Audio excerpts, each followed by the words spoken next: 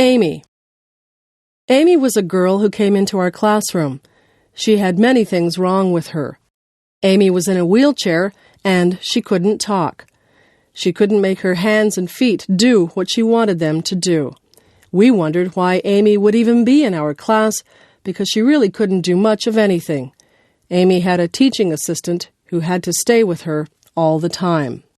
One day, the teaching assistant got called away. I had to look after Amy. I was afraid to look after her.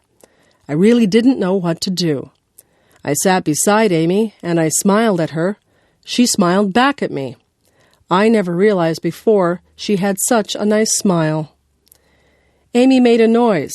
It seemed like she wanted a crayon that was lying beside her. I put the crayon into her hand.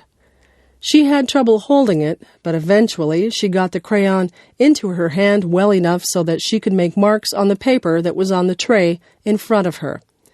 Amy spent a long time making marks on the paper. She tried so hard to create whatever it was that she was drawing. She worked for a long time.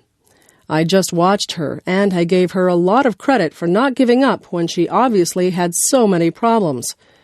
When she was finally done, she picked up the paper with great difficulty. With a look of pride on her face, she handed me the picture. It was for me.